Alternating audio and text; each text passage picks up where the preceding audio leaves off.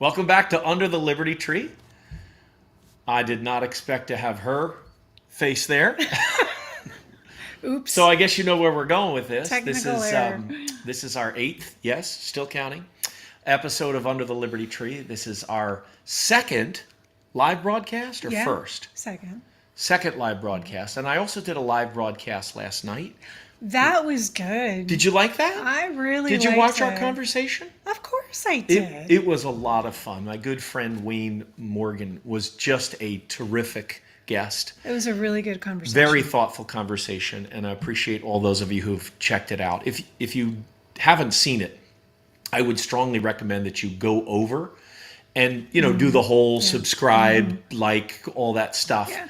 Because we're going to continue to do this as long as the Lord allows us to.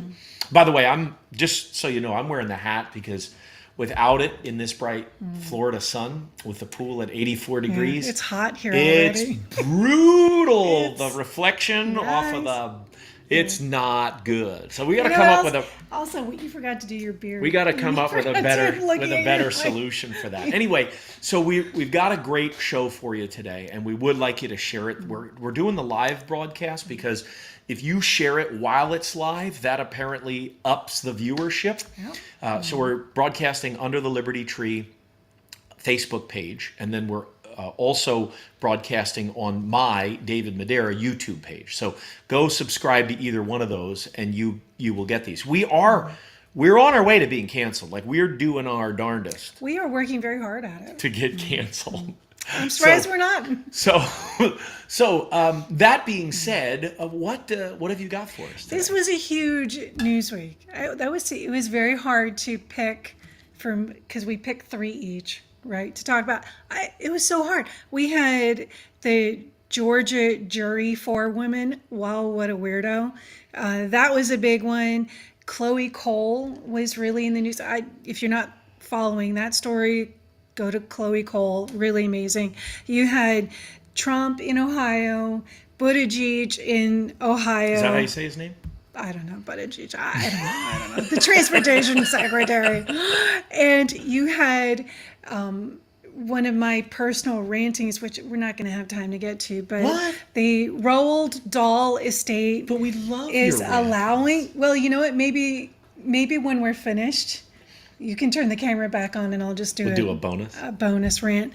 The family estate of one of my favorite authors, Roald Dahl, is allowing the publisher to change his literature.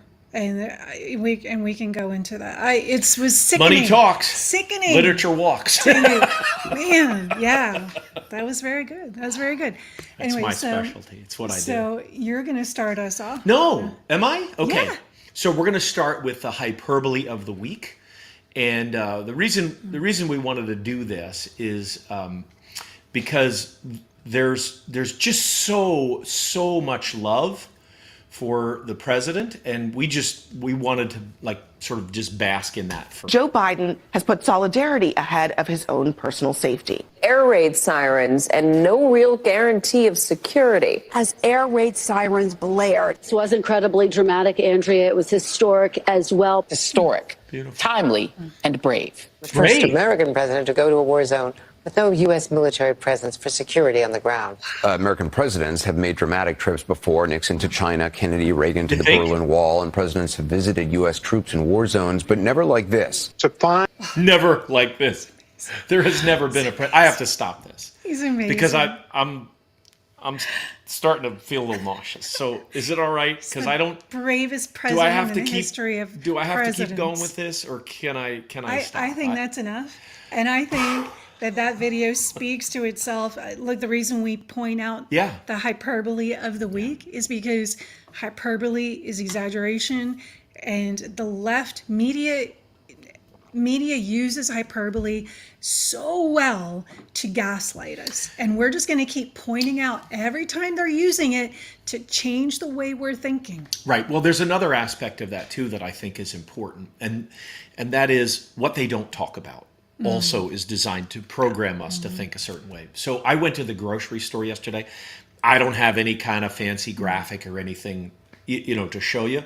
But I went to the grocery store, and I've gotten to the point where you've seen me do this. Like, if there's something BOGO, I'm just buying it. He's Mr. BOGO. I am. I'm Even just if buying it. If it's buy one get one free, garbage food. Yeah. I'm buying it. It doesn't matter what it Mr. is. BOGO. I'm buying it because, unless it's something I absolutely wouldn't eat, because at least I'm getting it half price. So I went through the store and I picked out a couple of buy one get one free. It's just things that we normally eat. There were some nuts. There was some olive oil.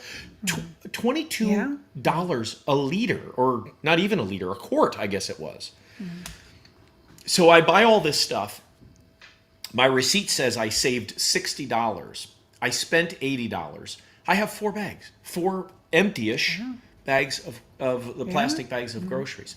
But my point in mentioning that is they don't talk about inflation. We don't talk about it. No, as a matter of fact, they're saying There's no stories. they're telling us that we're getting more money back. Our wallets are bigger now. They're just gaslighting. So They just right, keep gaslighting. right, in reverse, Yeah. right? They either overstate it or they don't talk about it at all, and as a result, they're able to control our minds. Like, it is mind control, and I don't mean that in the sense that you can't think other thoughts, but it's very intentional. They want us to think a certain way. That's why we see Ukraine. I don't know if you saw, I changed I did. because everybody does like the Ukrainian flag, and look, I love Ukrainians. I think all God's people are wonderful, but we're entering World War III. We've basically forced Russia and China to ally with each other against us, and we're doing it because we're saying Ukraine is our longest standing ally, and we have to do it.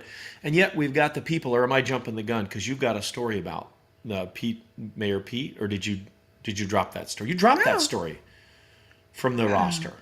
Didn't you drop that from the roster? Yeah, that's not in here. Well, So like I then I'll said, we finish. have so much. There's so much. Yes, and that's okay. So then I'll finish. My point is that they talk about one thing, and they don't talk at all about East Palestine. It's not Palestine. Palestine. Because English isn't hard enough. They don't talk about East Palestine. So I changed my logo on my Facebook page. Instead of my profile picture, I have the East Palestine logo. And ironically, it's blue and gold. So I'm waiting to start a trend. I'm hoping that I've begun a trend, and that we're going to see more and more people. of that. Change All right. your profile thingy, So whatever that's called. that stomach turning stuff was my contribution. What do you have? Okay, well, we're next? going to go to the greatest press secretary of all time. Oh, she is good. She is amazing. And what is it that we want to hear from her? Oh, just play it, or do you have something you want to introduce? Just play it. Okay. Just play it. I mean, the trip that President Biden to Kiev, as many of you reported on, was historic. It was brave. Many of you talked about how we heard the sirens wailing. So we had the same thing. Just keep playing. Okay. In the background as the president was on the ground. Remember, there is no military on the ground in Ukraine, U.S. military on the ground in Ukraine. And the president took this trip to send a very clear message, not just to the people of Ukraine, not just to Russia, but the world. And did we get the message? I mean, really? So, yeah, a message got sent to the world, because if you saw other clips too of him slurring his words, he couldn't find where he was supposed to stand. He wandered around on the red carpet. Right, but none of that's news. He looked that's just Tuesday. Totally lost. And it is, but the point is, between our hyperbole of the week, speaking it makes me just stutter just thinking about I did that. Is that we have they're acting like Biden is the only person from America who has been to Ukraine in the past year. And we had I did a little news digging. Okay, Yeah? so What did you dig? So some of the celebrities who have been to Ukraine while the war was going on: Ben Stiller, Angelina Jolie, Sean Penn, Liev Schreiber. They were there last June. In April of 22, Senator Steve Daines, Representative Victoria Spartz, both Republicans. In January 22, 7 senators, 4 Democrats, 3 Republicans. They went right before the war broke out. May of 22, Mitch McConnell led a delegation of Republicans. Also in May of 22, they were both showing up who has the biggest delegation. Pelosi led a delegation of Democrats. So yes, and none of It's them. not unprecedented. Is that what you're trying to say? None of them had the U.S. military on the ground guarding them. And so it's ridiculous. It's ridiculous. So my question is, why? Why do they have to make Biden look like the newest member of the Hall of Justice, right? Move over Superman. So he's the member. Okay. Yeah. So he's the newest member of the Hall of Justice because he's... I don't remember. I think it's Superman and Batman. Are That's they your in the Hall of department, Justice? baby. I always forget. That stuff. I'm a grown man. I'm not into that. So I have responsibilities. So why do they have to set Biden up as the hero of the world? Yeah. What is the answer to that? Play Kamala. Oh, I think I see where you're going with this. All right. Well, let's take a look. What does the Veep have to say? Think of it then in the context of, like, I like to think about a lot of things in the context of a Venn diagram. I love Venn diagrams. Always ask, is there a Venn diagram for this? I'm telling you, it's fascinating when you do. So Venn diagram, those 3 circles, right? Ladies, find you a man who loves you. Like Kamala Harris loves Venn diagrams. I didn't realize you got better. What? I didn't realize you got his reaction. But you don't have to play anymore because we see videos of her every single week. So she's the reason why this is why they have to make Biden the newest member of the Hall of Justice because that's their backup. Okay. Oh my goodness! What is this? What have you got here? I did my own Venn diagram. The Biden administration, and this is just all I did was it's just out of focus. You got to move it in or something. Okay. All right, I'll hold it. I'll hold it. Okay. So we have. I'm just gonna hold it there, and you can read it real quick. Yeah. Okay. The camera's going nuts. The camera doesn't know what to make of it. Okay. So we can. I think everybody disappointed that. Well, you certainly tried out the camera. Okay. Here, wait. I got an idea. Hold on. Bring it back up. I'm going to try something. Okay. We're going to see if this works. Because we're just learning here. Okay, there you go. Now it won't move.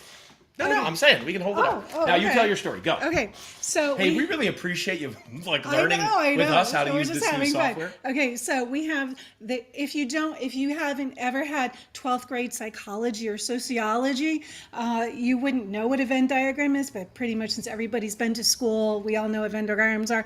So we have only 3 segments of the Biden administration: the White House, the Pentagon, and the press secretary. And you can just put the press pool right in there too. So where they intersect is where the Veep gets so excited. So you can see stupid,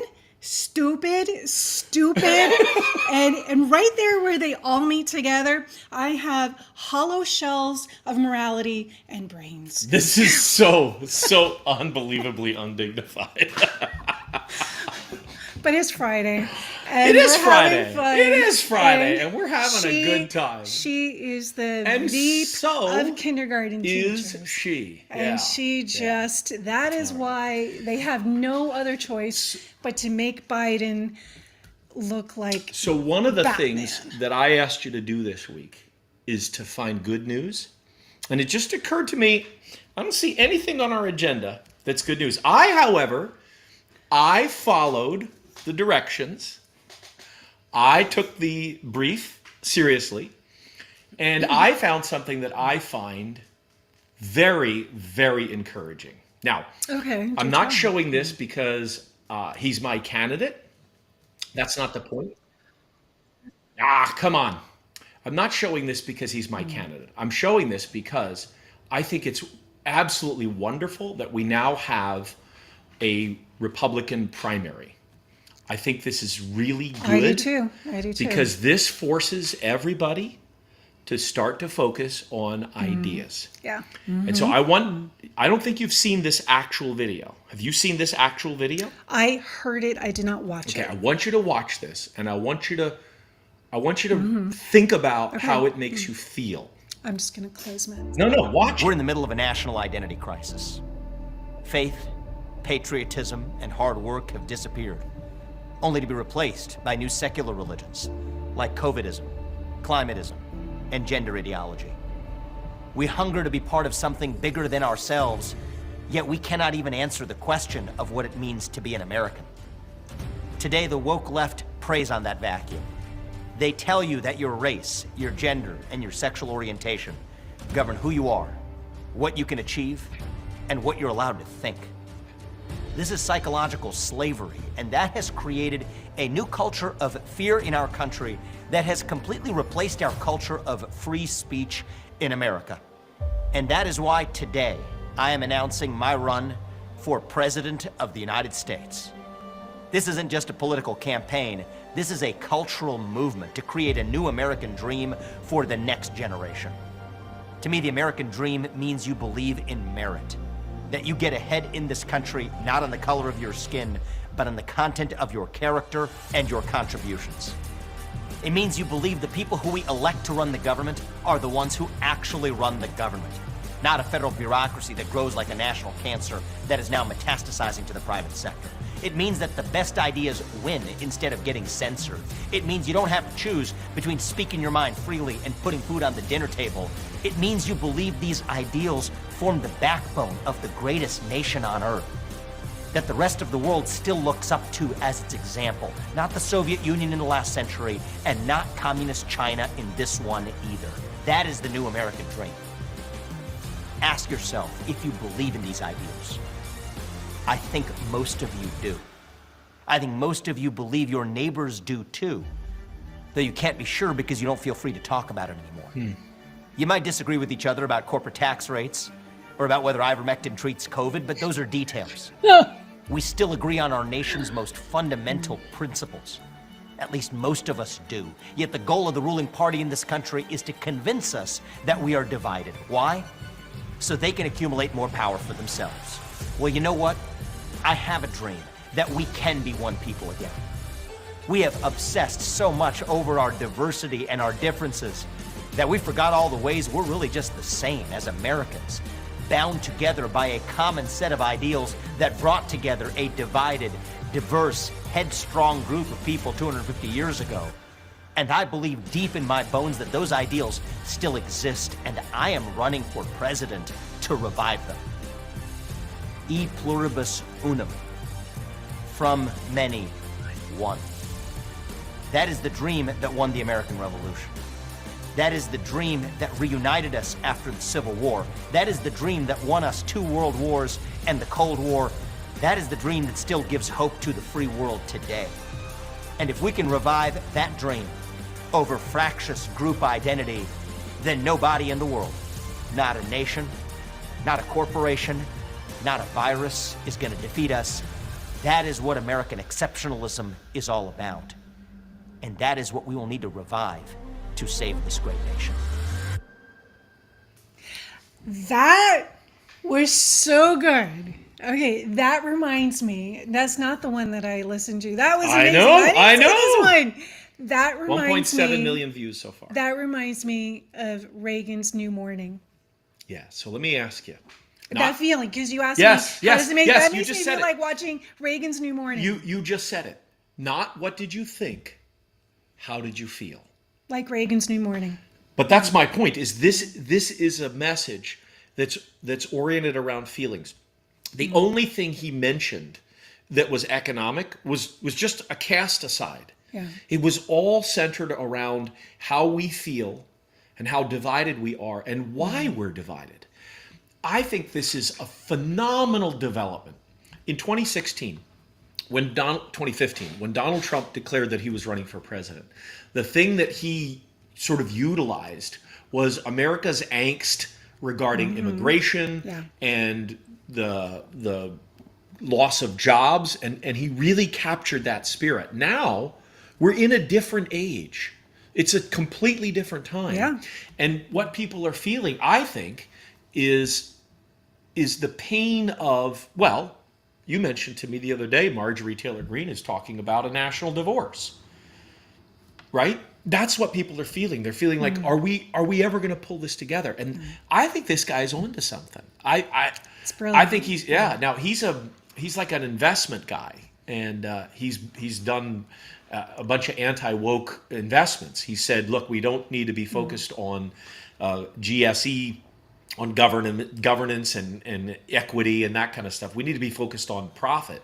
But even though he's a money guy, he captured that feeling, I thought, so beautifully. I am just super excited about this, and that's awesome. I was really moved, and I think he's got an interesting thing to say that no one else is saying. I'm not saying they couldn't say it. DeSantis has his things. In fact, we're going to talk about that here on my next story. Yeah. But there is a feeling to that ad that is just really exciting. And that's what makes primaries exciting, because this is what a primary should be, is a plethora of different candidates. And I love that. I love to see different candidates. Look, Nikki Haley, I think she's run-of-the-mill GOP. Of course, you got Trump. Pence, maybe he's going to get in. Maybe Kristi Noem. There's a whole bunch of candidates that are checking it out. Right. But there's and most 99% of Americans are going to be like, who's Vivek Ramaswamy? Yeah. I mean, they're you not can't even even know how to say his his name. But it will only help him to be in it. Just like DeSantis. I don't want DeSantis to leave Florida. No. I really don't. No, but, and there's that whole thing we're not allowed to talk about having to do with tabulations. Yeah. But the other thing is, too, a lot of people are not going to be familiar with DeSantis. I don't know half the governors, Republican governors, I don't really know what they're doing. I only really follow a few. And a lot of people and we know a lot. I'm sorry, we know a lot about DeSantis because we're here in Florida, so every day we're seeing what's going on. But it won't hurt him. It will only help him to be in this primary if he's in, because it's about building name recognition for the next election. Yeah, right? I was so inspired by it. That was fabulous. When I heard that, I thought, we need more of that. We need more of that message. Yes, there's plenty of bad news. In fact, that's why I said to you, put a good story in with the bad stories, which you didn't do, but that's all right. You'll get another chance next week. I'll let you back on the show, and you can do it next week. And now I'm sleeping on the couch, if I'm lucky. Okay. So, what, do you have any good news? Well, my last thing is fine. I wouldn't say it's well, we're not good there news. yet. We're not there yet. All right. So okay. what do you want to do? So I think I have to read let's do Canada on drugs. Okay. And if you don't know what Canada is, go to our last episode. Yeah, you have to watch the last episode because we're now neighbors with Canada. So we want to watch this? Yeah. We actually want to. Yeah. Does he wear like any costumes or blackface or anything in this one? Not in this one. No. What we are doing is moving forward in a significant way on what the science tells us are the best ways to support people struggling with addictions. First of all, safe consumption sites. There was one when Wait, what? Hold on. In 2015. Safe what? Consumption sites. So that's what we're calling it now?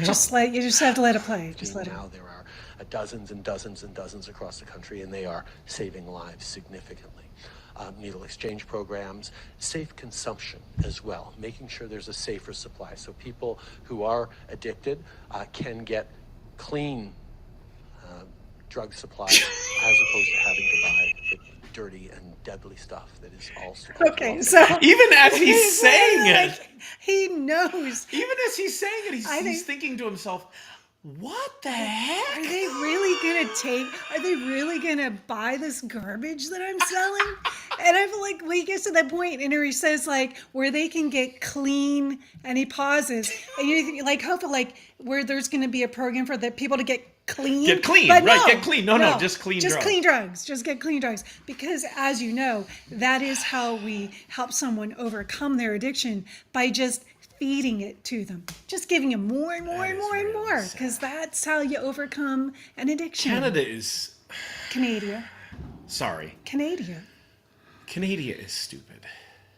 I mean, we're stupid too. Everybody's San Francisco, our big cities, are doing the same thing. New York and San Francisco. Yeah, but they elected this guy. Of course, never mind. I take that back. No.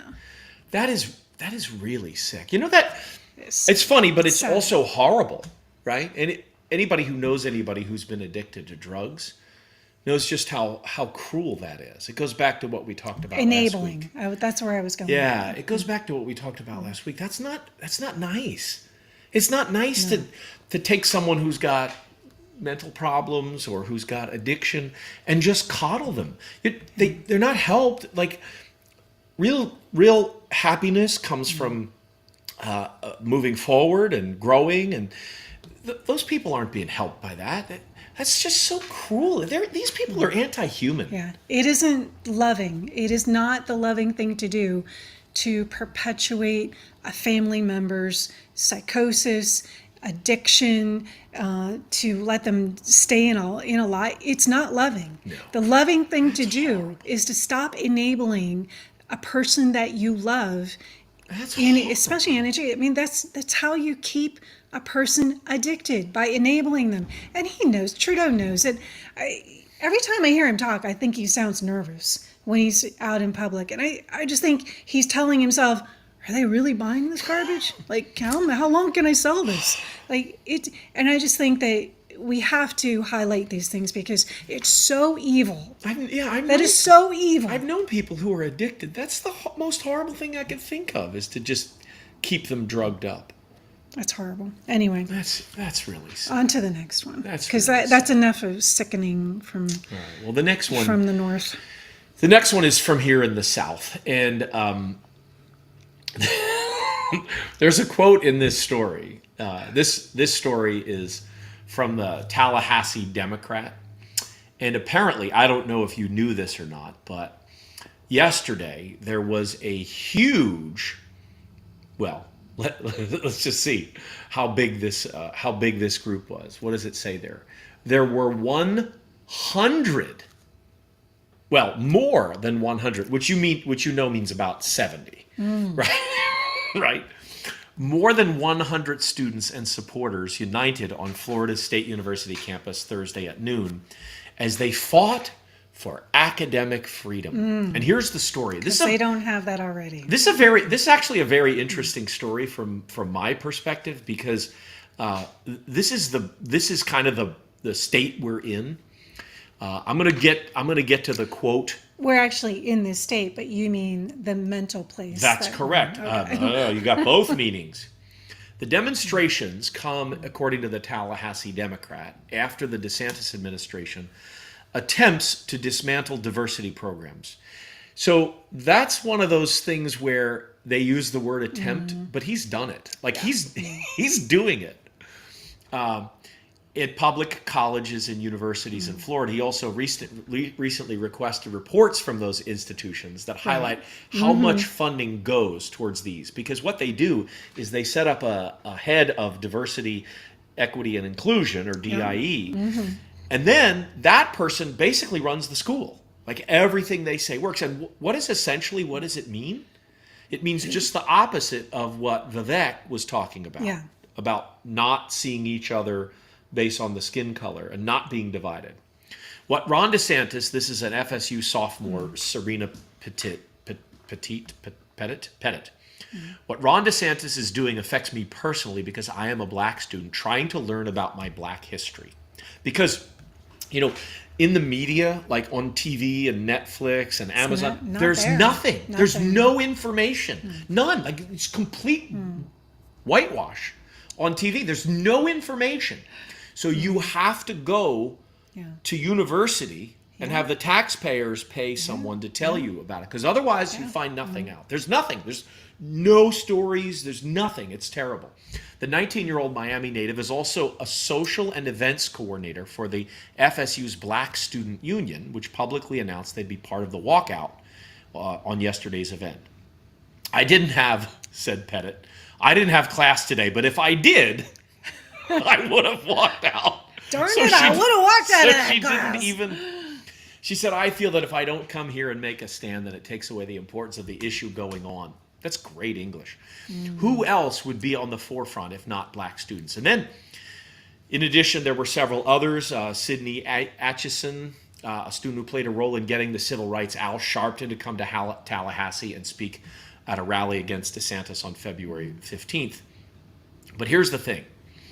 She says, Atchison, who spoke at the rally alongside Sharpton. Now, they're referring back to a February 15th event. So this is a story about yesterday, but the walkout was so small and there were so few people involved. They had to start talking about Al Sharpton at the previous one. Of course, yeah. She spoke at a rally alongside Sharpton, and she was surprised when viewing Thursday protest turnout. I'm in shock to see how many people are out here fighting for justice, equality, diversity, equity, and inclusion. She got all the words in. She said She that got into them a all in. bullhorn in front of the protesters. We're making a difference not only in our lives, but in the lives of future generations to come. Everyone deserves to be included. It doesn't matter what your sexuality or race is, unless that race.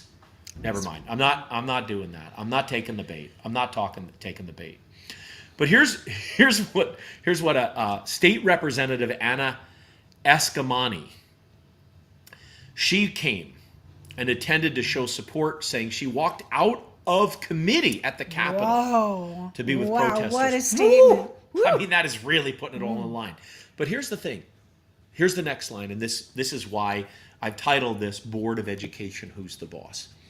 In addition to the college students, individuals like Representative State Anna Escamani showed up, and here's what she said.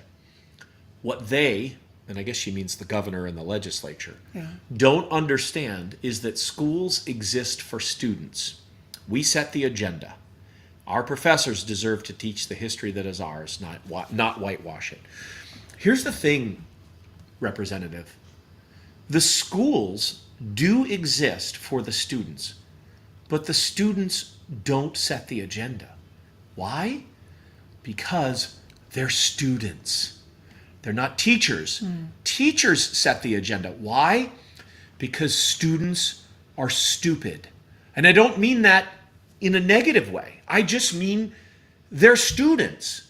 If they were smart, if they were accomplished, if they were well learned, they would be the teachers. I just want to insert here, you are making a difference between universities and public schools for children, because in public schools, the teachers should not be setting the agenda. Parents should be setting the agenda, which is why you elect school board members, whereas in universities, those are adults, right? And generally, even though my personal opinion is the parents are paying, so they should be setting the agenda, but absolutely, we live in Realville, and it's... Well, and I'm going to go a little bit further, because a couple of weeks ago, I sang the song, the old Bob Dylan song, You Gotta Serve Somebody, right? Yeah. So the schools I just wanted to be clear. I'm going to finish. Let me finish it. Right. The schools are for the students. That's true. Yeah. The teachers set the agenda because they know things. But the real boss, and that's why this is called Who's the Boss, is the person who's paying the bill. That's the boss. That's always the boss. The boss is the one writing the check. So Representative Scamani, if you want to determine what the agenda is for the school, then you write the check. But right now, the taxpayers in Florida have elected a governor and a legislature that are writing the check, and they are going to say what it is. That's the way the world works. And it doesn't matter what anybody tells you about the way the world should work or ought to work. That's the way the world works. He who writes the checks makes the rules. And right now in Florida, and increasingly, good news, remember I said good news, across the state, we are getting more and more. This is two stories ago. You know what? I made up one for you. This is two good news stories, because what's happening in Florida. You made up the story? I made up for your not having a positive story. So you'll get your revenge. I know you will. So the point is that the people who write the checks, they're the ones who determine what it is. And you could say that's not fair, it's not right, it's not equitable. Yeah, but it's real. That's how the world works. And that's how it should work, by the way. And so to your point, whether it's public school, higher education, if the taxpayers are paying, then they're writing the rules. That's the way it goes. And if the taxpayers say, hey, we want school choice, then they get school choice. If the taxpayers say, hey, we want equity and inclusion, then that's what they get. But the taxpayers write the rules because they're the ones writing the checks. And I am so excited. The number of good things that have come out of this governorship, ever since Glenn Youngkin got elected, but even before that it was good, but it's gotten so much better. And they're all focused on the things that Vivek was talking about that bring us together. that stop the division, that stop the conversation always about skin color and forcing everybody to look at and talk about skin color. It's not healthy. There's a reason MLK said that he had a dream, and that dream, which, did you notice Vivek said he had a dream? I know, I did. There's a reason. It was a really well written speech. If I had written his speech, that's what I would have written. Yeah, it's beautiful. There's a reason that he said that, though. There's a reason MLK said that. He said, I want them to be judged by the content of their character, not the color of their skin, because in that time, everybody was being judged by the color of their skin, especially in the southern states, the Democrat states, the Jim Crow states. And what he said and what others have said before him is America made a promise. You want to talk about Black history? America made a promise in the Declaration of Independence, and it took us a very long time to fulfill that promise. Yeah. And now there are people who, race hustlers, who want to take that space back because they want the power that it gives them. But the only way they can do it, just like Vivek said, I'm going to vote for this guy. I like him. I need to know more about specific policies, but I like the tone. It's the right tone. But the only way to get back to that is to decrease the discussion about our differences and focus on the things that we share. Well, and that's why that leans into a point we were talking about earlier, yesterday or today, because DeSantis has a natural ability to try to pull the Overton window. Last week we were talking about the Overton window. He has this natural ability to put something out there and try to pull the Overton window back, because we were talking about, conservatives who say, well, we just want our country back. You're not going to have it back. It's never going to be pre-COVID America. It just isn't. And we have to accept that because the Overton window has shifted in so many ways, culturally, financially, and we can have a whole episode just on that. But DeSantis does a great job. And Marjorie Taylor Greene, MTG, she did it this week with that tweet of, America needs red states and blue states need a divorce. I think that's what she was doing. Yeah, it is hard. It takes a lot of courage to be somebody who throws out an Overton window trial balloon. Yeah, by definition, you're outside the norm, right? It's so hard, and I admire her courage. What she did was she started a really big conversation. She got people talking, and that is how you push the Overton window back to the center, right? And because you throw something really crazy out there, and I admire her courage to do that, to be ridiculed the way she's been ridiculed this week, and with it and coming out with some explanations of how does that work. There's no way, there's no such thing. You can't divorce red states and blue states, because there are blue cities in red states and red rural areas in blue states. But what she did was she threw a bomb out there to try to shift the Overton window back to the center. And I really admire that. That's good, yeah. So just put the crawler up there for you to see. Just remind you to like and subscribe and share this video, because we really appreciate it. We have one final thing to wrap up the week, and my honey told me this is a surprise, so I haven't seen this yet. But she says this is going to lighten the mood a little bit and make me feel better. So I don't know. Let's see what she's got here. Is this, how do I make this come up here? You've got this neat idea, but what is it? Where is it? I don't know how to do this. It's that video that you just had. I know, but how do I make it show up? What have I done here? Do I do this? Is this, there it is. What? Wait, what? What is that?